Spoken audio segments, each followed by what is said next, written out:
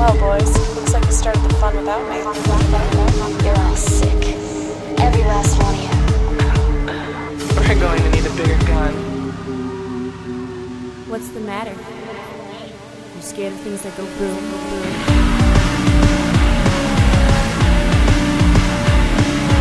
Give me one goddamn reason why I shouldn't blow your goddamn brains all over that goddamn wall. Oh, hi, Podmanity. Oh, hi, Michael. All right, I guess it's another exciting episode of Double Feature happening here. Michael, you are a podcast host. Today we're doing The Room and The Happening. Why are we making people watch these movies? It's actually for a brilliant reason. We do have a good reason, actually. There's a very legitimate reason. You came up with the reasons. I just came up with the movies. That's usually how that goes. So I think the idea is we can contrast these two movies, which are bad, by the way. If you're not aware of what The Room and or The Happening are, they're both terrible films.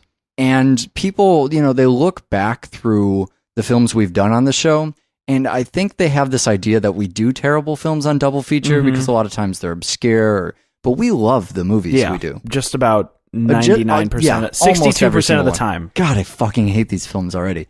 But The Room and The Happening are both terrible films. Yes. However, one of these films has a sort of cult appeal. It's celebrated. People enjoy going to it. And the other one has only been out not even as long, but people have already forgotten about it. They hate it. It's The Happening I'm describing. The Happening came out, people saw it, and they immediately forgot about how bad it was, and no one ever talked about it again. It was like there was some sort of mutual agreement among, I don't know, everybody who saw the film. They just all decided we will never speak of this occurrence. It's just one of those things in nature that we'll never really understand fully. I was hoping it would be one of those things in nature that never fucking goes away, but I appeared to be the only person who enjoyed it that way. So we're going to look at those back to back, obviously. This is normally where we would put the sort of spoiler warning. I don't really think we're going to... I guess we'll spoil these movies. We're definitely going to spoil The Room. It doesn't fucking matter. That's true. It does not matter. If you haven't seen these movies, if you have information about what happens in the film, will not change your viewing experience at all. Why don't you just listen to the show even if you haven't seen the movies? Does that sound agreeable? Yeah, absolutely. So in saying that, what we're going to do is something a little bit different. Yeah. Occasionally we'll mix up the show to do something like a Killapalooza or a marathon or something. But with these two movies, we do have a question at the end. The question is, one has cult status and one was just as fucking awful and does not. Right. And why is that? It's kind of an examination of the difference between bad and so bad it's good. That is precisely the point. And also, I don't think either of these movies warrant the usual 20 minutes. Yeah, absolutely not. I just don't. No way. We could talk for 20 minutes about them, but they don't deserve it. So we'll give them shorter conversations, and then at the end, where we would usually wrap up, we'll talk a little bit first about answering that question. This will probably affect your little chapter menu that will affect the podcast. Yeah, so if you get tired of hearing us describe one of the movies or the other, you can just jump right to the end. Maybe the anticipation is killing you. You need to know the answer to the question now. I'm not sure we have the answer to the question, but you know what? We made an effort. We watched the two back to back, and we'll see if we figured anything out. Now, I have to admit, you know I have a love of cult cinema. Yeah. The Room is something that has been lingering on the, this kind of goes without saying, but both you and I have a pretty long list of films that we have to watch. Yeah, absolutely. I don't know, do you keep an actual list for that? I do. Or you kinda... I keep a physical list. Yeah, I'm the same way. I keep a list every time someone tells me I should see something, or we get fucking emails from people all the time, and it goes somewhere in that list. I sort of throw it in a vague priority. The Room has been on there for what seems like years now, and I kind of knew it. We mentioned it before, I think in talking about probably Repo or Rocky Horror or something, how the Music Box, the local independent theater in Chicago, or one of them, I should say, has been showing The Room all the time. And it is very much in the vein of Rocky Horror that they show it. Is so in so much as throwing stuff at the screen. Sure. So it's one of those movies I've always been meaning to get to, but did not actually see until today. And I was not really prepared for what was... So here's the thing that blows my mind. I hadn't seen it. It's been around... It turns out it's been around since 2003. Yeah. I was not aware of that at all. It was made in 2003. Okay, all right. Which, I mean, a lot of people who aren't familiar with how films usually work when they're not produced by Michael Bay, particularly independent films, will do a festival circuit, and you won't even hear about them until 2 years, 3 years after they're completed. Well, especially a film like this that was self-financed. Right. You know, you pay for the movie yourself as the creator, and then you try and farm it out. You try and get a studio to pick it up, to buy it, and release it for you. So this movie was so god-awful, it kind of sat in limbo for a while, and eventually, being so bad, it kind of gained that cult status. People picked up on it and said, this is so fucking awful, you have to see it. So for people who haven't seen The Room, and I think that might be a lot of people, you're a little bit more schooled in this than I am. Slightly. So I figured we could give a little bit of background information that might be redundant, and then we could kind of drill in a little bit deeper. Sounds like a plan. So what the fuck is The Room then? The Room is a film that it has been hailed as the Citizen Kane of bad movies. You know, it's funny you use that. I've heard that before. Several people have pitched it to me as that. And it's because, one, it is one of the worst movies ever made. But I think the more proverbial so bad it's good. Exactly. But I think more importantly, the analogy is drawn because Tommy Wiseau, who plays Johnny in the film, not only stars in the film, but he's also responsible for the writing, the production, the direction, among other things. I mean, he is, in this comparison, Orson Welles. Exactly. It is his film in every respect. So I can see why people who listen to our show have been trying to get us to watch this, because we talked about auteur theory a little bit. We talked about, liking these film creators who are at the helm of what they're doing, who write and direct and maybe score and sometimes act in their movies as well. So Tommy Wiseau sets out to make what he thinks is going to be a groundbreaking dramatic film, which starts out as a story of best friends Johnny and Mark and the trials and tribulations that women kind of impose on their world. The trouble that women cause.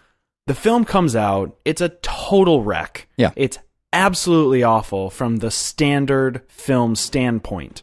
Tommy Wiseau he does not falter. Instead, he starts saying, yes, it was a black comedy. I did it on purpose. It's all been a joke. Yeah. There are interviews where people around and involving the film, not just Tommy, but also actors, talk about it being a serious endeavor that kind of flopped. But since then, Tommy has kind of rallied that this was a joke the whole time. Even the actors didn't know about it, maybe. And that's only been since the cult acclaim of the Citizen Kane of bad movies title. And it really is. It's a total wreck. So you're saying that once he realized that the only way people would see this movie is as the worst movie ever created. Then that was the goal from day one. So he got the edit back of this thing. He looked at it and said, this is a masterpiece. He put it in cinemas, saw the reaction, and then decided, yeah, you guys are right. It was totally a joke. Yep. Exactly. You can see that sincerity in the movie as you're watching it. When you see a disaster like this, and that was my question with The Happening when I saw it, because you saw it in a big group of people. I did. I didn't get to drag anybody to that. I saw it by myself. You're better off. And I thought, wow, this has to be an elaborate hoax or something. And when you see a movie like The Room, the same thing kind of rings in your mind. You go, is this an elaborate hoax? A movie like this almost needs to be concocted to be such a disaster. There's a couple points. I mean, there's the 90s era sort of Boys to Men soundtrack. Right. With the snapping. Yeah, snapping it's the snaps and and the wind in every chimes. track. Yes. And every time two characters are fucking, it kicks in pitch. You know what it reminds me of? You remember Machete? I do remember Machete. Yeah, and they poke fun at that. Every time that kind of porno soundtrack kicks in, that's making fun of it. And in this movie, there's that dead sincerity to that, even to the fucking wind. The wind chimes are what get me. Every single time I hear those things, it's just, I can't imagine anyone was in it. It's the same thing for the movie, but for music. I try and imagine that little production studio. I try and imagine people in there laying down the final mix, and they're going, you know what we need here is another slow stroke of the wind chime. It's just fucking obnoxious. It's more likely just a patch on their old-timey synthesizer. Yeah, I don't even know, because synthesizers are odd like that too. You have some cheesy 70s stuff, which has its purposes. You have the great synthesizers of the 80s. And then there's this narrow thing that happened, 1989 to 1992. Not just in synthesizers, but in that whole breed of music, where, it was stuff like Boyz II Men, right? It was that awful early 90s pop that just disappeared, much like The Happening did. Yeah. People don't even want to think about it. And rarely do I pretend to know anything about music. I'm all right with everybody's musical taste because I listen to 4 bands or something. I have no musical taste of my own. So if people ask me about music, I don't claim to be an expert on that. I will say definitively that 90s era pop / R&B, whatever you want to call that, is the worst thing ever recorded audio-wise ever in the history of man. I don't think it gets any worse than that. Let's get back to that sincerity, though, because that's something that I enjoyed a lot about the movie. It's not very often that you see a popular, a successful, I guess you could call The Room successful. Oh yeah, I mean, that becomes a hard question. Well, because if you're looking at success to be people knowing about it, people watching it, acclaim, and financial success, then Right. yes, both of these films, surprisingly. The Room, you see it and it's sincere and it got success for a reason other than it wanted it. And most of the time we see something, it's a throwback movie. It's something I mentioned, Machete, but a movie that celebrates that kind of time and place in cinema, or that has a nod and a wink. I know you're a huge fan of Shoot 'Em Up. Yeah, another movie that absolutely. kind of pokes fun and does cheesy things, but is a good action movie in and of itself. Rarely do you see that become popular, in the way we talked about Repo. Repo kind of knew as it was being made. They cast Paris Hilton. Right. They knew that they were getting themselves into that what the fuck territory and that people would have a Rocky Horror-esque time with it. Sure. Rocky Horror is another good example too. We didn't look at that a lot back then when it was on the show, but we could have. How much of that they knew would be funny and how much just once it happened, they looked back and said, oh, wow, that was a mistake, and people enjoyed it. I always think of like the Ed Wood stuff, right? Yeah. Ed Wood was just such a sincere guy, really thought he was making great stuff, and people look back on it in kind of a kitschy way now. Russ Meyer, also another name where we see that stuff all the time. Right. We looked it up. Faster Pussycat was another one. Absolutely dead sincere. And The Room is sincere too. Tommy says now that it is not sincere, that they're having fun with it.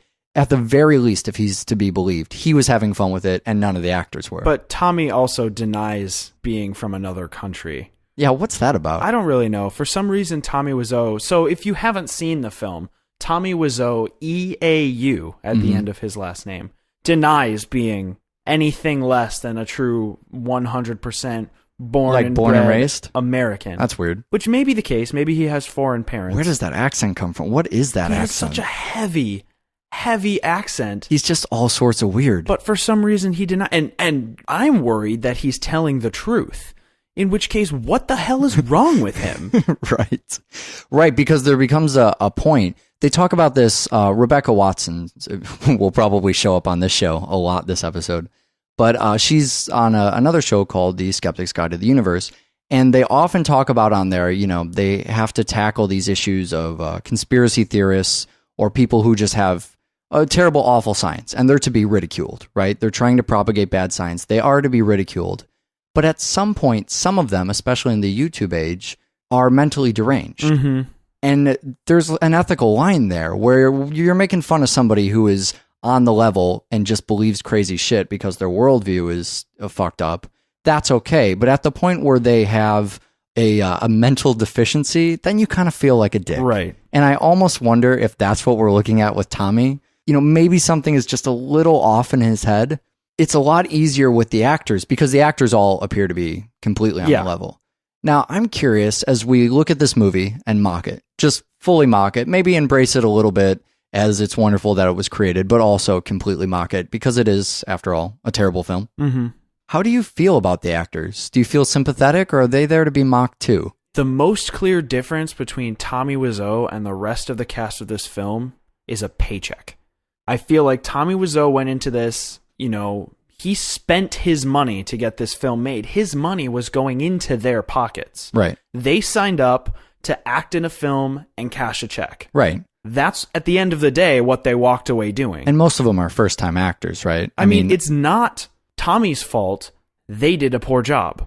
none of the actors in the film, except for maybe, what was his name, like Jimmy R or something, the drug dealer. Yeah. I feel like the drug dealer was the strongest actor in the film. Yeah. That's saying, that's being a little bit forgiving because his character got to do a lot of yelling and brandish And a then gun. left, yeah. And that gives you a lot more It's really acting hard power. to tell. Sure, it's hard to tell who's doing a good job. But everybody else in the film does a poor job as actors. It's not Tommy's fault. It's not, the viewing audience's fault that they're doing it's their own fucking fault, but they got paid.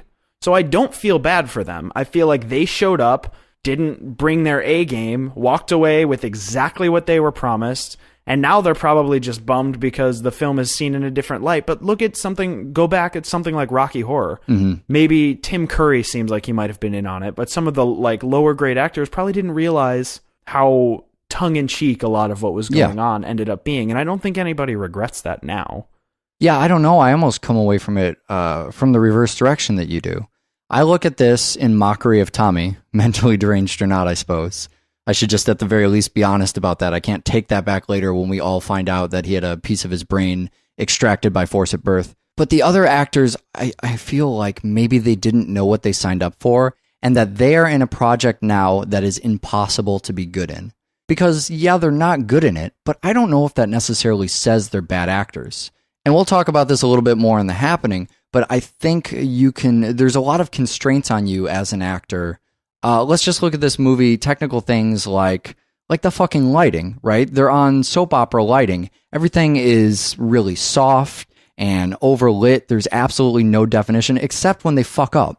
Particularly in some of the early scenes where the actors move around within the room. Right, where they're not sitting behind chairs, they're actually sitting in chairs. Right, and they happen to walk by one of the lights and become entirely too illuminated. Or, the cheesy lighting scenes too. But they have these cameras they're using that look like they're from the late 80s. And I don't think you could take the best actor we've seen in any movie we've ever done on Double Feature, put them into the room, what would they look like? They would look like a fool too, wouldn't they? Yeah, but they're doing a bad job. It's almost like everybody's cold reading the film. Yeah. A while ago when I moved, I think we talked about it on the show when it happened, but I moved in with an actor. Mm-hmm. And so I have I'm not going to say a new respect for acting, because I know on the show we've discussed not knowing shit about acting. Yeah, right. But we do respect actors. That should definitely be made clear.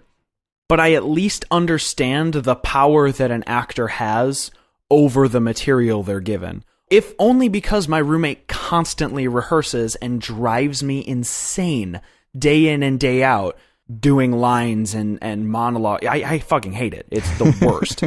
But I know that you can look at your lines and at least have an understanding of which ones end in a question mark. Oh, yeah. Which ones don't end it. These characters seem like some of the lines they're saying they've never seen before, and the punctuation's missing. So that stuff you clearly can't blame on lighting.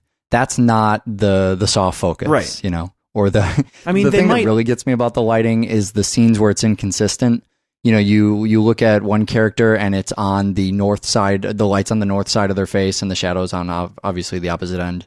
Look at the other character and it's somehow flipped. In the same room. Sitting directly across from one another. Oh, God, that stuff just drives me nuts. But okay, so that's obviously not it. However, there are things like editing, for instance. Mm-hmm. I mean, it's possible that I feel like when you do a scene like that, maybe you're trying to get the temperature a little bit. You're trying to get a feel for what this nut job behind the camera wants you to do.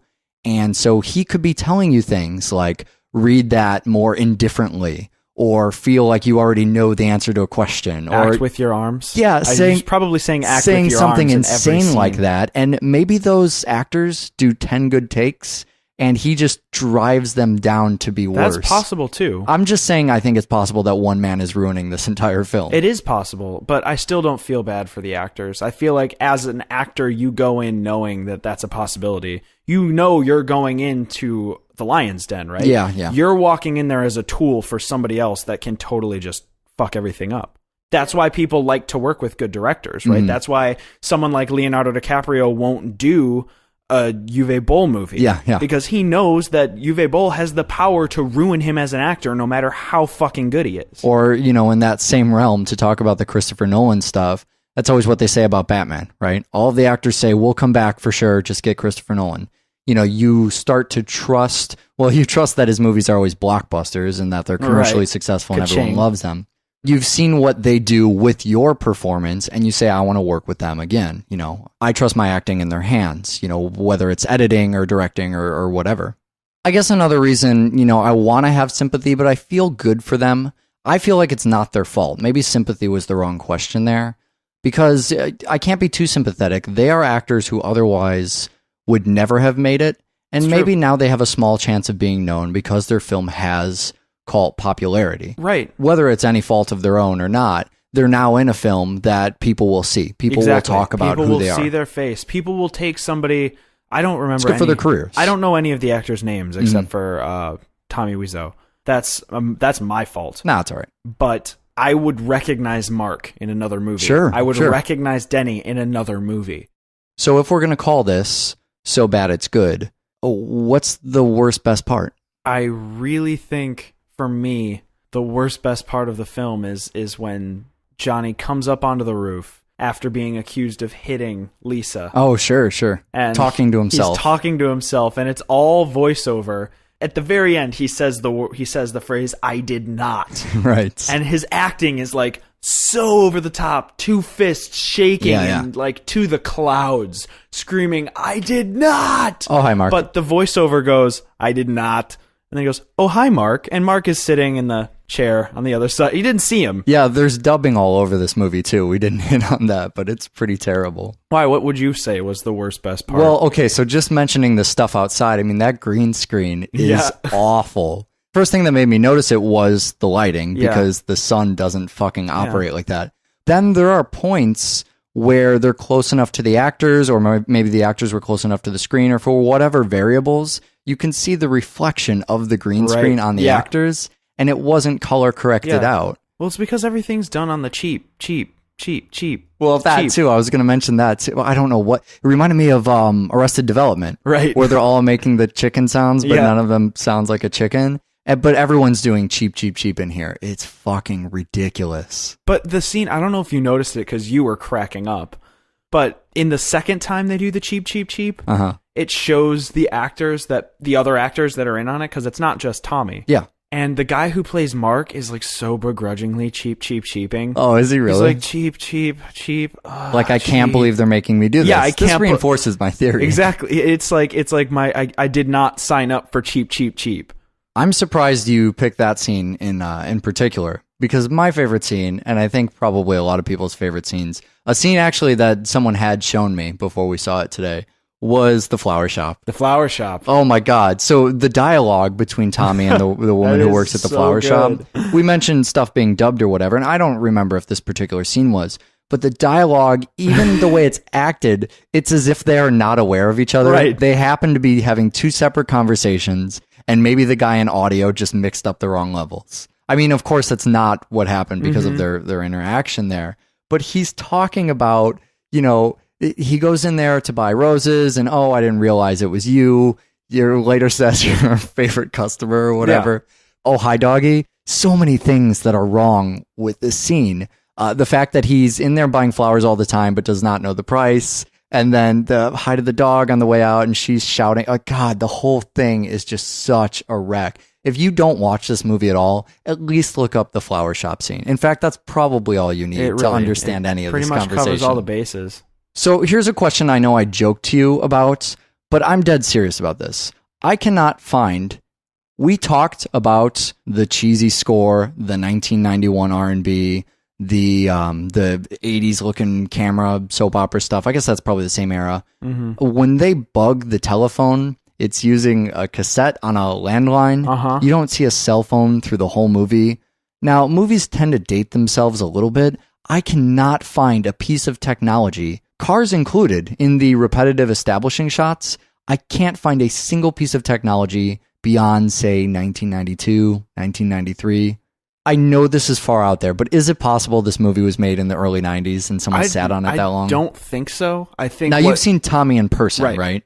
You saw this at the Music Box, so he was there doing what, like a Q&A or something? He does like a Q&A every time at the Music Box. Oh, does he? He does it every time. Does he just live outside now? He comes by like he's not doing anything else. At least 6 times a year. Sure. Well, actually, that's not true. He's coming out with a new film. The House That Bled on Alex. The House That Bled on Agnes or whatever.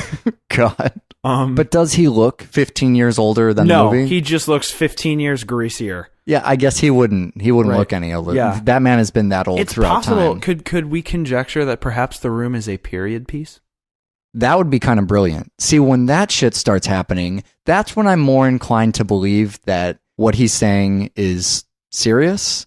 You know, that he did make a piece of performance art that nobody got. I haven't heard him speak, so I'm just making all this up. I'm going to take your word on whatever vibe you got. The second and simpler conjecture, if we're going to go Occam's razor, because I know we have The Happening coming up. Oh, God. Is that he just picked up everything he could from thrift shops and garage sales instead of... I guess that makes sense. Best Buy and Radio Shack. He's on a budget. All it takes is one person, perhaps the set designer, to go, we only have 2 sets. Let's fill it with technology from 1991. But even the fucking establishing shot of the streetcar, the continuity is better on here than it was on Lost, you know? Yeah, that's true. The fact that nobody... I don't know. It's just so bizarre to me. Email in if you have an opinion or if you're this. Tommy Wiseau. Yeah, yeah. Yeah, now I just feel like we're giving him more ammunition. Now he's going to go around claiming that he made all of the technology specific to that year for whatever stupid reason he comes up with. God, just so bizarre. So I know one other thing you want to talk about before we move on to The Happening is, does he deserve credit for his cult status? Yeah. So there's a huge cult appeal to the film. DVD sales have just fucking gone through the roof in the past 2 years. He's selling out theaters. He's showing up. He's doing public appearances. He has made all the money back, right, and tenfold what he put into this film. I'm not sure he deserves it. If you can say that essentially he fucked up, right? He made a shitty film and turns out everybody thought it was so funny, but everybody doesn't think it's funny because, wow, what a great, funny, hilarious. It's not Death to Smoochie. Yeah. We're not laughing at the jokes. Right. We're laughing at the film. We're laughing at, oh my God, how could somebody have thought this would be a good idea? What you're asking, as if I'm going to guess your free market status on this, yes, is maybe not so directly, you know, he won the lottery, right? Yeah. He gets to keep the money. Nobody's advocating taking that away from him. Right. But should we feel okay about embracing his art piece and giving him credit for that? I'm conflicted as to whether or not he's allowed to be all, yeah, no, everybody loves me. I'm a celebrity. Right. I feel like that's not fair because he didn't do anything right. He screwed up right, and lucked out. Yeah. And now he's everybody's favorite guy. And I'm not sure he earned that. It's something like I'm going to keep going back to Rocky Horror because I know tons of the background on it, but someone like Richard O'Brien, the guy who created Riff Raff from Rocky Horror, or Terrence Zdenek from Repo, they did it on purpose. It's their baby. They wrote it. They pulled it up from the ground. They always had faith in it that it would find its audience. Yeah. Tommy happened to make something that found an audience. That wasn't... It floated around for almost a decade and found somebody. And it wasn't the audience he was looking for. He was looking for an audience to take it seriously and adore it as a fantastic achievement in cinema. Sure. But instead, he found a bunch of fucking people that like to pregame, get drunk, show up to a midnight showing, and throw spoons at a screen. And now he's claiming, yes, I succeeded. Well, you know what's strange about that? It kind of reminds me of the grand era we're in now of internet memes, of the double rainbow stuff, the Antoine Dodson stuff. I mean, that, you know, I can celebrate those human characters, and I do enjoy that. But those guys have gotten famous off something they didn't intend to be famous. I think they get it after the fact. Oh, I mean, there's a new internet meme every week, right? So us even covering internet memes is completely pointless and maybe a bad point of comparison. But I feel like whatever the reaction to his movie would have been, he made this movie as a platform for himself. He wanted to, you know, show off his great writing skill and this ability he had to finance something and to create a movie out of nothing.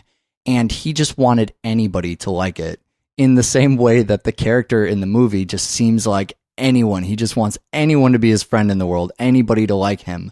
The whole fucking project is about him. So it's no surprise to me that he will latch on to any audience he can get. Right. Another question that kind of provokes then is, does intention indicate genre? Because we look at this movie now, and what the movie has become is a comedy. You might find this in the comedy section. You will find it in the wherever. comedy section. It will absolutely not be in the drama section. And that's a little easier when a movie is 30 or 40 years old and we can categorize it that way. But this is a man who's still living. His intentions, we're going to assume, are unlike his word, and that he did not intend for this to be a comedy. Yet it is. It is, I don't know if you would necessarily say a dark comedy, but it's a comedy of some sort. There's something a little ironic about it. There's something culty about it. So eliminating the genre of cult, because that would just, easy, that's too easy. Would you say that we can call this a comedy? Does intention dictate genre that way? Or is it just the reaction? Does reaction dictate genre? I think that because of what it's become, it would have to fall into the category of comedy. Look at it this way. I'm going to answer your question with another question in a second, but first I will be thorough and try to answer it with statements. There's a Seinfeld episode. Not going to talk much about Seinfeld. Never watched much Seinfeld. I do recall an episode of Seinfeld where someone makes out during Schindler's List. Is that a thing? Sure. Okay. In that regard, that would then, you could put Schindler's List as a romance film. That's obviously not true. It's a date movie, right? Exactly. That's obviously not true. But the thing is, if you were to put The Room in the drama section at, say, Blockbuster, by the time this show goes up, there won't be Blockbusters anymore. Right. But just go back into the days of yore when film rental existed. Sure. Or the Netflix section, the drama section on Netflix. Nobody would watch it. Nobody would enjoy it. Because if it's in that section, it fails. It's not that. So maybe it's about popular impact then. Yeah, you can't have if a film is bad as a drama and great as a comedy, you have to put it in the comedy section because you're lying to the dramatic audience that thinks they're going to see a drama. Right, intention or not. So maybe in that way, it's a lot more about the kind of conversation that comes out of it. Right. Not, just between the two of us or any two individuals, but the popular conversation. I guess the popular reaction. If everyone would have saw Schindler's List as a date movie, then I guess it becomes a date movie. Right. Future date movies will be created based upon that, just as future cult movies will now look back. This will be a point there. This will be something to look at in evaluating, how those movies achieve that status, how that genre is ultimately defined. All right, so now we're going to move into our next film, which is a story about the best friendship between Johnny and Mark. I think we already did that movie. No, I'm talking Leguizamo and Wahlberg. Oh, no. Every now and then we will watch a double feature that we paired together for a simplistic, obnoxious sometimes reason. And I think we have a legitimate question to look at here. But still, we see these parallels. This is the same fucking movie, almost. In fact, I'm glad it's nearly the same movie, because we can eliminate a lot of the bullshit we would have to talk about otherwise and just examine what makes it different, which is really what we're trying to get at the heart of here. Yeah, well, this is about the plants being fed up with this world. I think the accent's still carrying over from the last bit on the show. It's just stuck. The thing is, you don't find out it's about the fucking plants being fed up with this world. No, we have to talk about Hot Dog Guy right away, right? Yeah, that's the worst, most obnoxious thing in the entire film. Background, and we really don't do this a lot, but just because I told people they didn't have to see the movies, and I know everybody forgot about The Happening. I remember back to a day when I didn't watch movies, and then 3 years later, I started watching movies daily. So it's possible someone listening to this show has never heard about The Happening, in which case it's a bullshit M. Night Shyamalan movie. I want to say right after Lady in the Water, right before that cartoon thing he did. With the fire. The thing that was going to be called Avatar, but was not. See, I can talk about that Avatar on the show. That's okay. It's probably better than the other one anyways. Don't email us. So the point I was making was that it was a bullshit movie, right? Everybody hated it and no one ever talked about it again. It was a big deal when it came out, not only for box office reasons, but because of what a critical and popular failure it was. Yeah. A critical failure because it was a big piece of shit and there's nothing redeeming about it. And a popular failure for that reason, but also for the reason that people have come to expect an interesting and unique story and or twist. They expect a twist from M. Night Shyamalan. They certainly do. And it's arguable whether his movies actually have twists or not after about the third one. It's not a matter of whether or not his films have twists. It's a matter of people expecting that to happen. This film is the first one where there is no twist. Turns out there is no twist, and instead there's more of a jerk, where they're tugging you back and forth and not giving you an explanation because that's what they want to end on. I don't know. I almost feel like Lady in the Water was the... I'm not going to debate you on twist. I really don't give a shit. Please continue. The thing about the end of this film is that in the very beginning, they touch on, it's a phenomenon of nature we'll never fully understand. Right. Not going to get into why that's bullshit. Oh my God, I will. But the thing is, they want to end on that. You can tell right there that's the note they want to end on. They're circling around, right? So they can't give you a definitive answer. Mm-hmm. And I remember... That would ruin it. That would ruin it. That would ruin the theatrical reach around, let's call it. Yeah. So the thing is, I remember in the theater being pissed off that, oh my God, it's actually plants. I can't believe... Because they dangle it in front of you and keep taking it away. Like it's going to be a misnomer. Exactly. Like that's supposed to be the red herring. Oh, God. But what ends up happening is really early on in the film, there's this guy, the M. Night Shyamalan guy who's in a lot of his other films. Yeah. He's got a beard. He's the greenhouse dude. He shows up. First thing he really says, aside from driving the Death Curse car and wearing the Death Curse clothes... Oh, it's that guy. ...is, hot dogs get a bad rap. And then he goes, I think plants are doing it. So the first thing, red lights, flashing, sirens screaming in my head... That motherfucker's crazy. Yeah. Don't listen to anything he says. He's just gonna talk crazy talk. Yep. Everybody in the theater with me that I went with a large group of people. Everyone at the end of the film, when I was pissed off that it was plants, said, dude, they told you right away. The hot dog guy said it was plants. Yep. They told you right away. I remember getting in that car. I was at I think it was at a Birthday Massacre show that day. And I remember getting in the car and they were all bummed about the film. But you were the one who was angry for that particular reason. Right. Just to be clear, no one enjoyed the film. Right. But you happened to have a specific beef at that point. So in the end, it turns out it was plants the whole time, which they tell you maybe 35 minutes into the film. They never really definitively give you that answer, but by the end, it seems like the only explanation. So when you can't believe the truth because it's coming from a nut, that is the hot dog guy. Right. We will look out for Mr. Hot Dog in future films. I reserve the word hate. I use it hyperbolically very, very often, but I reserve it for legitimate use. I mean, there's very few films that I actually hate. There's very few films I feel are cynical and evil, and The Happening is definitely one of those films. And maybe that's why, for me, I wanted it to achieve cult status. I wanted that to be the end of what would then become an obscure filmmaker's career, and people to look back and mock it. And they didn't, and it's interesting that they didn't. I mean, I remember why people went to the film, right? Mm-hmm. It's the iconography. It's the deaths. Mm-hmm. You remember the trailer. Yeah, right? Sure. The walking backwards, talking construction weird. Workers. Sure.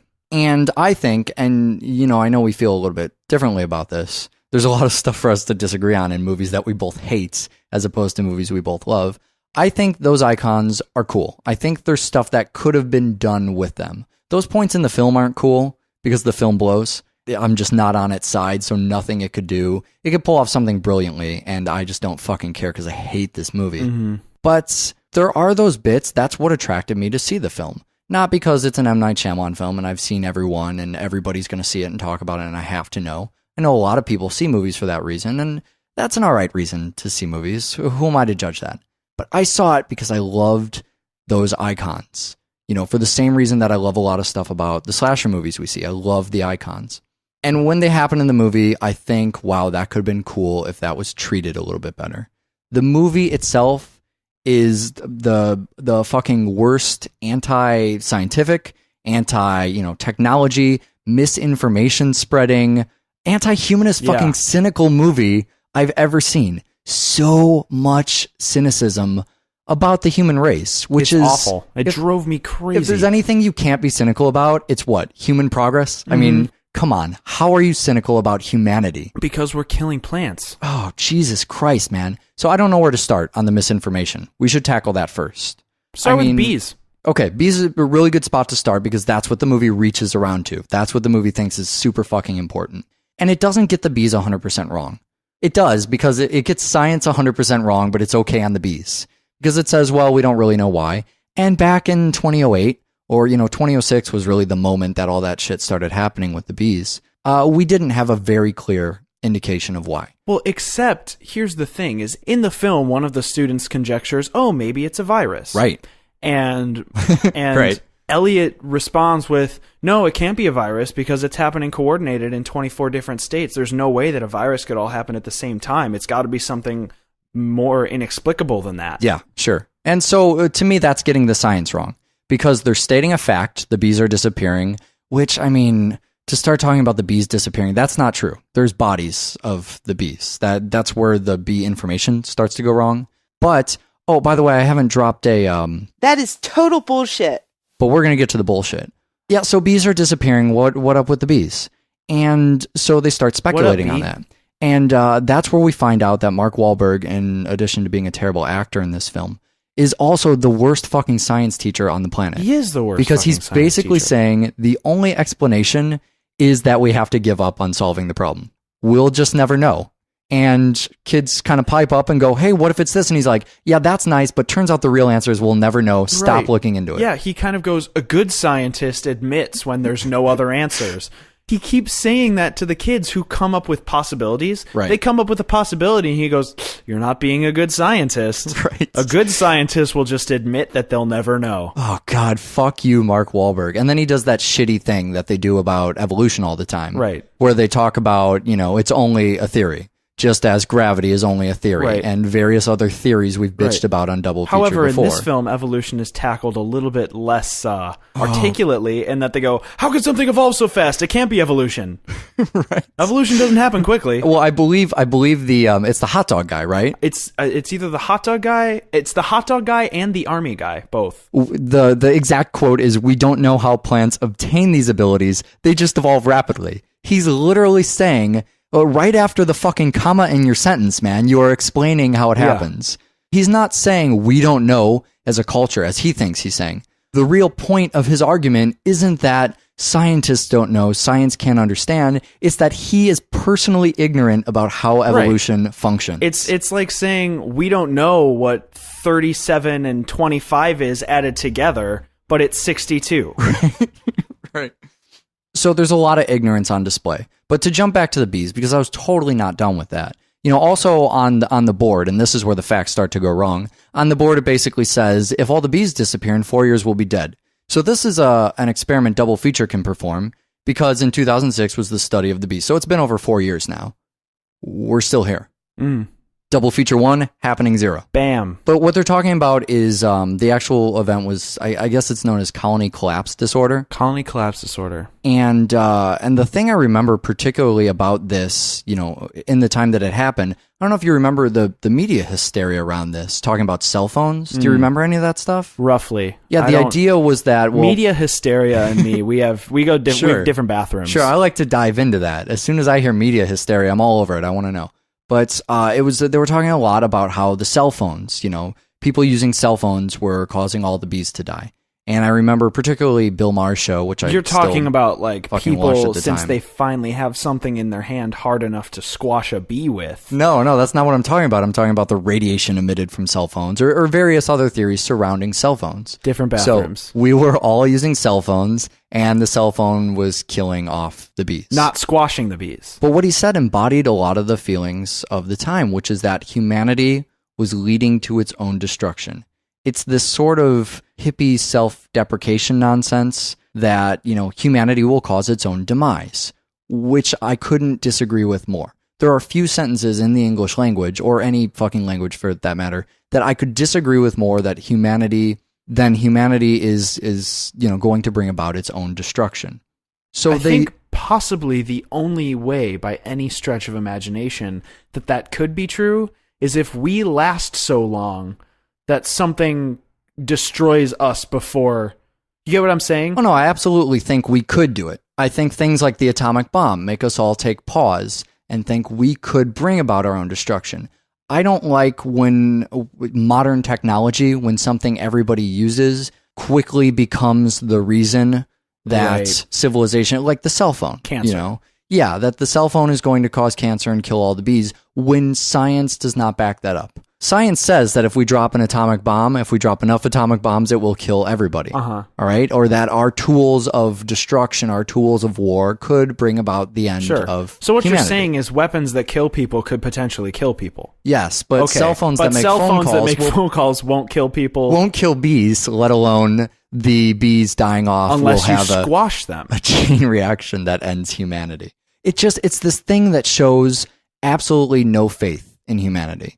I have a very strong foundation of belief in the fact that humanity has made the Earth better. The Earth would be fucking dull and boring if we weren't here. And furthermore, humanity has extended its own life. More dodos. I mean, we live longer, we have easier lives, we have more food, all thanks not to the Earth. The Earth is trying to fucking kill us. Norman Borlaug. Thank you, Norman Borlaug. Wow, you are remembering today. Thank you, Norman Borlaug. It's been too long since we thanked Norman Borlaug. But exactly, human beings like Norman Borlaug, who, while there are atomic bombs and weapons of mass destruction, there are people feeding 1 billion human individuals. Technology we created. The Earth wants those people to fucking die. Arsenic wants those people to die. Natural poisons and gases and chemicals and compounds. And, you know... Plants. Plants. Thank you for bringing this back down to... I was going to say back down to Earth, but that would have been terrible. Back down to our movie today, The Happening. The Earth wants us to die. The Earth is trying to kill us, and humanity is the only reason that humanity itself still goddamn exists. God, it drives me nuts. The old woman in this film, when they find the her last house, old woman. yeah, Okay, the one who turns into the first plant zombie. She, for me, embodies everything this movie is about. She is anti-people. She is anti-civilization, anti-technology. Her stance, and this is what... And she's bad at everything. The thing that, when you said this is the message of the film, this lady is what this film thinks people are, to me it was obvious that you were stating the anti-technology, anti-people, anti-civilization, anti-current events. But the other thing that was really strange, and that most characters don't do when they're being developed in film, is calling out that they're bad at stuff. Remember, she said, "I'm bad at gardening. I don't know how to cook." To me, is like, yes, that is what this film is saying about people. It's saying people don't know how to live. Right. They're just gonna die. We're all running around, chickens with our head cut off, dicks up our asses, and no one knows what's going on. Eventually, the trees will get the better of us because we're just big, dumb, hairless apes. I love your choice of anatomical function there. But that's the great part, Michael, is that the film doesn't even get this. See, this is what happened. M. Night Shyamalan sits down, he writes this out as a story about, you know, how human beings should be nicer to the Earth. And when he writes this character, he doesn't think, what point can I prove with her? He thinks, what would a person who lives in a shack, as I'm implying that people should fucking do, what would that person look like? Well, they probably wouldn't know how to do anything, right? Because that's just how we've seen in movies and what those people are like in real life. He doesn't stop for one goddamn second to go, oh, maybe we shouldn't all just live off of the Earth without our technology and without our, you know, our drilling and our smokestacks and our nuclear power. She's the last survivor. She's the last one standing. Yeah, that's the part he wants us to know about. Not the part he accidentally included by trying to build a realistic character. He's trying to tell us is her power. Oh, God, fuck. Her power is insanity and a strong forehead. That's not where the bad science really begins or ends. You know, we have the point about, well, there's that offhanded reference Zoe makes. I guess it's probably to Kitty Genovese, right? I mean, that's the feeling I got. Sure, How do you, is that probably what that is? She's talking about, you know, we don't want to be one of those people who sees the thing on the news and we were right there and didn't. Right. We covered that, right? The Kitty Genovese thing we covered on 2 different shows already, but briefly was all of these people who, you know, as the legend purports, as the bullshit non-science, non-fact purports, all of these people stood around watching this woman be stabbed or murdered or raped or whatever happens in that particular version. It's that evil is when a good man does nothing. And I hear that, but I think what that is more about, what the Kitty Genovese myth is more about, is that humanity in large numbers, that's our natural tendency, is to not help people if it's not affecting us.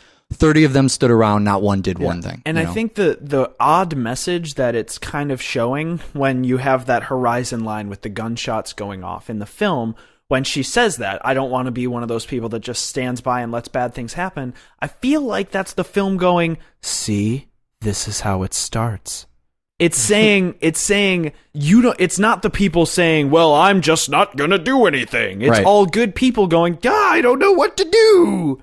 And it's wrong. I want to make that very clear, but it's saying, oh, you don't always know you're being the guy that lets bad stuff happen. Yeah, right. But there's fucking gunshots over the hill. Yeah. You know. The heart of the message is probably correct. You don't want to be that person, but the rationale for even purporting that message, I mean, the whole Kitty Genovese thing was fabricated without any kind of source or real evidence. It's just a good fictional story. It's an allegorical tale. You got it. And then, active natures will never understand. Scientists will write something for the books, but in the end, it'll be just a theory. Science is all mumbo jumbo politics, man. I don't want to pander to our audience, but I think they're scientifically literate enough to understand that all of science, everything we know about reality, we call a theory because it is testable and we are willing to decide on something else if it turns out not to be correct. Science isn't made up to pacify people. Yeah, right. You can't do that. No. You can't say, oh, it's not fucking Grecian times. We're not explaining the thunder. It's not or sun Apollo gods. pulling the sun across the sky. You have to test it. It has to be provable. It's peer edited. Science cannot be done to pacify people. That's what religion's for. And then there's the mood ring thing. And I want to cover this briefly because it's really, it's really poppy, but we may never get another instance to mention it. Mark Wahlberg's character talks about cameras that capture auras. And this is a thing people believe actually exists. Like mood rings, everybody but M. Night Shyamalan knows that that's nonsense. But there's a lot of people who think that this camera, I guess it's a Kirlian camera. I've never used one. I don't actually know how to pronounce that. Kirlian it's camera. It's Kirlian. Yep, sounds about right. It's a voltage camera. You take a photo with it, and it shows a sort of hazy aura around the subject. And that aura can be, I say that in scare quotes, aura, can be different colors. One hypothesis going forward is that the color changes from photo to photo depending on several variables, but mostly moisture. Science can test this, right? Moisture, all right? So if we take the photo in a vacuum, you may speculate, you may hypothesize that you would have no aura, right? Because no moisture, we're in a vacuum, which turns out to be exactly what happens when you use that fucking camera and take a picture in a vacuum with no moisture. Mind freak. The one lingering question here is, and this is the one that bothered me for months after I saw the film. How did a film this bad come to be? Now, we have a couple actors in here. Mark Wahlberg, I've mentioned a million times, and John Leguizamo, and even Zooey Deschanel. I'm not going to say any of them are great actors for two reasons. One, I don't personally feel they're great actors, and two, as we've already mentioned, we don't know anything about actors. Not a thing. But I don't think they're the three worst actors on the face of the earth. Probably true. Would you agree with that? That's probably true. I don't even think they're the three worst actors we saw today. That's what I was just going to say. Nor even the three worst actors in The Happening. That's true. However, in the movie The Happening, they do appear to be the three worst actors on the face of planet fucking Earth. That's true. How, Michael? How does this come to be? How do these people... We've seen Mark Wahlberg in good stuff. You don't see him in Boogie Nights and go, this is a good movie, it's except true. for that asshole who's ruining it, like you do in The Happening. Every time he shows up, he talks to the plastic plant, which is my favorite scene of anything that's ever been created. Every time he opens his mouth, you go, this actor is the one ruining the film. And then we see poor little Zooey Deschanel, who I've seen in other stuff. She even tried to make that Tin Man thing on the Sci-Fi Channel better. Yeah. Usually I see a movie and I go, well, Zooey Deschanel, I don't know anything about acting, but she's got a little bit of charm. And that's enough to work for me personally. That's not what's going on in this film. And then fucking John Leguizamo, who is probably the most legitimate of the three actors. He's absolutely the most legitimate. I've seen him in shit films that are good because of him. Unfortunately, all the lines in his script are just numbers. Yeah. He doesn't have lines. I mean, my idea, after I saw the movie the first time, was perhaps they shot this movie, and perhaps to make it edgier, they used the single worst take of every scene. Because I thought there's no way that these actors could be performing so poorly. And so this is where that question starts to come up. Does the director control his actors to the extent, I mean, what is it? Does it happen through editing? Is it the script? At what point does this movie become shit? Is, I guess, really the question I'm asking. I think that the idea is definitely a good one. I think we talked about it. We picked a bunch of different directors. Jack Starrett, Jack Hill, Alex Aja were all kind of thrown out there, and because we have this couch and all we do is talk about directors we like. Right. But I think that the script was probably salvageable too. I'm going to conjecture that perhaps M. Night Shyamalan was worried that his protagonists would outact his antagonists. Wow, that is brilliant. That is fucking brilliant. I guess I'm just going to say that M. Night Shyamalan asked Mark Wahlberg to do the entire movie in a falsetto for some reason. The way he talks, everything he said, it's as if they're doing a spoof. That's how I felt about, even watching The Room. It seems like Mark Wahlberg is in a glorified SNL sketch, although we know what those look like because they get made into fucking movies. I don't understand, Michael, how a movie this bad got made by a professional crew. Somebody, unlike The Room, where anybody could have ruined it at any point, someone could have fixed the happening at any point. I just think it's one of those events in Hollywood we'll never fully God, understand. I hate you. Never fully understand. Or perhaps your alternate ending would have made it better. Okay, so I had this idea that... This is great, by the way. I love this. Particularly the scene at the end of the film where it shows the two of them kind of crossing the field and coming face to face. 3 of them, but that little thing I don't count. There's this moment that I my heart was in my throat in the theater where I thought they were going to get... You're talking about when they walk in from each side. Right. There's the scene where it shows the field at the old woman's property, and they walk in from either side of the screen. Sure. Mark Wahlberg and Zooey Deschanel. And they get closer and closer. They're walking up to each other. And I thought, now they're just going to start walking backwards, and the film will end. Oh, man. They'll just walk backwards, right back out of the frame, and then it will, probably since it's M. Night Shyamalan, say M. Night Shyamalan's The Happening, or M. Night Shyamalan, and then in quotes, yeah, I did that, or something like that. You know what I love about that ending? It's the perfect balance of bullshit ending the movie would have come up with. It's just bad enough for me to believe The Happening would do it, but better than any single thing that happens in The Happening. Right. It's the Inception thing, right? It's that fucking bullshit, you see what I did there ending, which so is the type of ending this movie has to have, but it's the best way it could have done that. Okay, so now we have, this is chapter 3 for you chapter users. You have successfully found chapter 3. I think it's actually going to come up as chapter 4. I don't know how chapters work. You've never downloaded our show, have you? The thing about this section is I think what we're really going to touch on is what we talked about in the intro, which is, why is The Room good? Why is The Happening bad? When both are bad. Exactly. We've discovered a lot of things through our conversation that I didn't think would come up. So if you decided that you were going to watch one of the movies and you skipped over that, maybe go back and listen to it anyways, because there really weren't any spoilers in there. That's true. I'm not even spoilers that people who care about spoilers would think are spoilers. Wow. So I think the big question for me comes down to the filmmakers. I think the real point to be made, and I want to be very honest with this right off the bat, I am abundantly aware that both filmmakers are just jerking off. It's self-serving. The whole time. Sure, I was thinking the same thing. And that was one of the things that made the question even more intriguing. Because both movies, I would have just said, oh, one's self-serving, and that's why people hate it, because people hate fucking... especially when something is...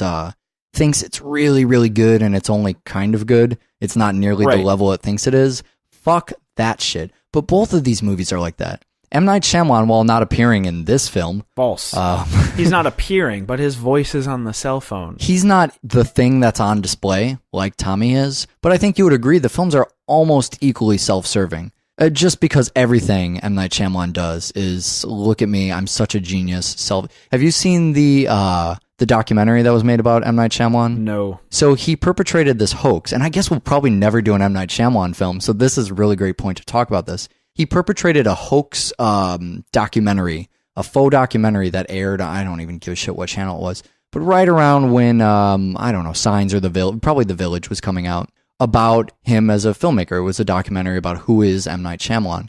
And the documentary went on to describe all of these surreal events that had happened in his life and how he drowned as a kid but was miraculously saved. And so he has a weird thing about water he puts in his movies. And how there's this bird that follows around the documentary crew. And so the documentary gets a little bit meta, kind of talking about like what's going on with the crew. And it made itself to look like an absolutely genuine documentary and was only later found out to be a big piece of shit that M. Night Shyamalan created about himself.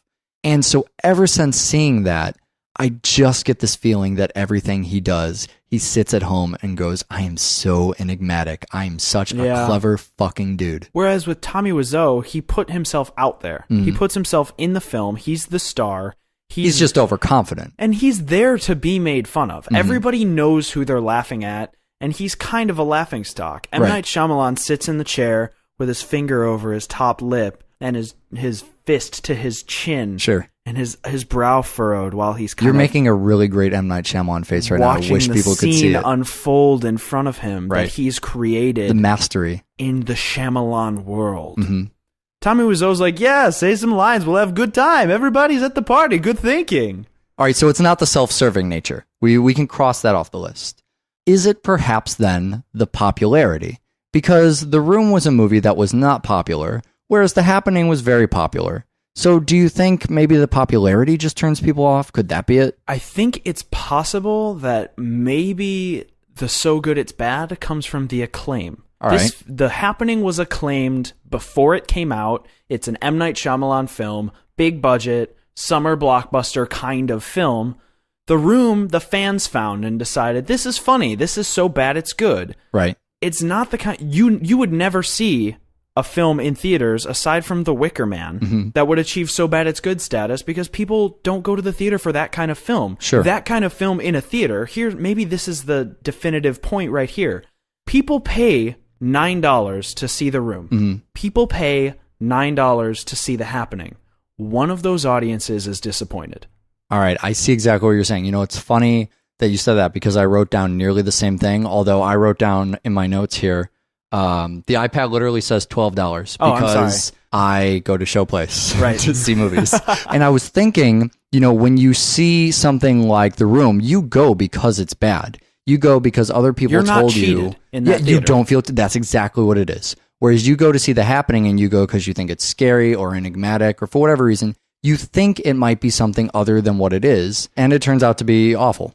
I mean, the real thing that gets me about it, and I don't know if this is the same for anybody else, is that The Room is bad, but it ends when you leave the theater. That's right. The Happening is harmful to humanity. It's actually insulting to you. Whereas you see something like The Room, and Tommy's right on stage. So, you know, it's what you were saying earlier. You can make fun of him right when he's there.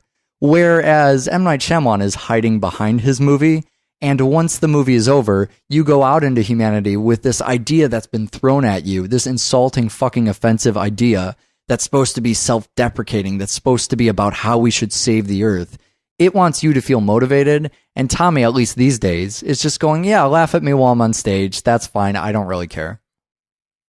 So I guess the first thing we should do before we talk about our website, which is doublefeatureshow.com, and our email address, which is doublefeatureshow@gmail.com, before we mention those, we should talk about the fact that everybody came along for the ride this week. And if you didn't, it's totally fine. Sorry you watch shitty films. We're really sorry to make you do that. We won't do that ever again on purpose. Agreed. Except maybe Killapaloozas. We still have one more of those this year, right? True statement. But not next week. Next week, we're going to do 2 good films. We're going to reward everybody for their wonderful behavior. And we're going to get back to some kind of Splat Packy stuff. Oh, yeah. We're going to do the remaining Splat Pack films, really. So this is kind of combining the We Need to Learn More show with the Oh Cool Splat show. Absolutely. In a We Need to Learn More About Oh Cool Splat show. That's the title. I think the actual title is High Tension and something called Wolf Creek. Right, Wolf Creek being the final Australian Splat Pack member. Yes, the man we haven't got to, and High Tension being a movie we've just avoided for so long. That's an Alex Aja film. Yeah, it needs to be covered on the show.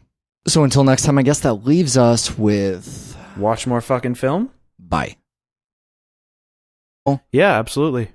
So in saying that, what we're going to do is something a little bit different. Yeah. Occasionally we'll mix up the show to do something like a Killapalooza or a marathon or something. But with these 2 movies, we do have a question at the end. The question is, one has cult status and one was just as fucking awful and does not. Right. And why is that? It's kind of an examination of the difference between bad and so bad it's good. That is precisely the point. And also, I don't think either of these movies warrant the usual 20 minutes. Yeah, absolutely not. I just don't. No way. We could talk for 20 minutes about them, but they don't deserve it. So we'll give them shorter conversations, and then at the end, where we would usually wrap up, we'll talk a little bit first about answering that This will question. probably affect your little chapter menu that we That have will attached affect the to our chapters. podcast. Yeah, so if you get tired of hearing us describe one of the movies or the other, you can just jump right to the end. Maybe the anticipation is killing you. You need to know the answer to the question now. I'm not sure we have the answer to the question, but you know what? We made an effort. We watched the 2 back-to-back, and we'll see if we figured anything out. Now, I have to admit, you know I have a love of cult cinema. Yeah. The Room is something that has been lingering on the, this kind of goes without saying, but 99%, 62% of the time. God, I fucking hate these films already. But The Room and The Happening are both terrible films. Yes. However, one of these films has a sort of cult appeal. It's celebrated. People enjoy going to it. And the other one has only been out not even as long, but people have already forgotten about it. They hate it. It's The Happening I'm describing. The Happening came out, people saw it, and they immediately forgot about how bad it was, and no one ever talked about it again. It was like there was some sort of mutual agreement among, I don't know, everybody who saw the film. They just all decided we will never speak of this occurrence. It's just one of those things in nature that we'll never really understand fully. I was hoping it would be one of those things in nature that never fucking goes away, but I appeared to be the only person who enjoyed it that way. So we're going to look at those back to back, obviously. This is normally where we would put the sort of spoiler warning. I don't really think we're going to... I guess we'll spoil these movies. We're definitely going to spoil The Room. It doesn't fucking matter. That's true. It does not matter. If you haven't seen these movies, if you have information about what happens in the film, will not change your viewing experience at all. Why don't you just listen to the show even if you haven't seen the movies? Does that sound agreeable? Both you and I have a pretty long list of films that we have to watch. Yeah, absolutely. I don't know. Do you keep an actual list for that? I do. Or you kinda... I keep a physical list. Yeah, I'm the same way. I keep a list every time someone tells me I should see something, or we get fucking emails from people all the time. And it goes somewhere in that list. I sort of throw it in a vague priority. The Room has been on there for what seems like years now.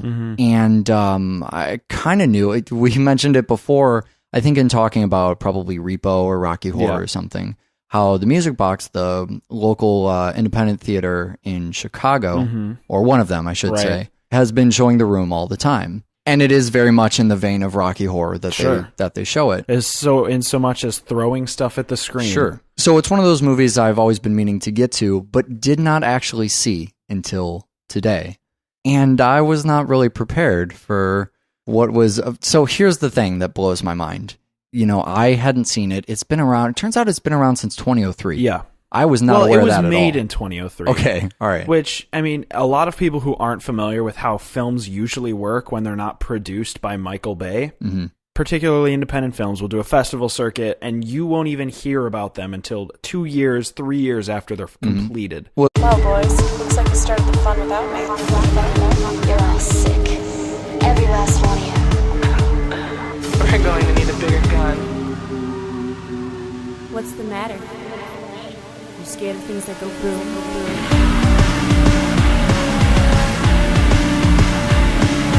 Give me one goddamn reason why I shouldn't blow your goddamn brains all over that goddamn wall. Well, hi, Podmanity. Oh, hi, Michael. All right, I guess it's another exciting episode of Double Feature happening here. Michael, you are a podcast host. Today we're doing The Room and The Happening.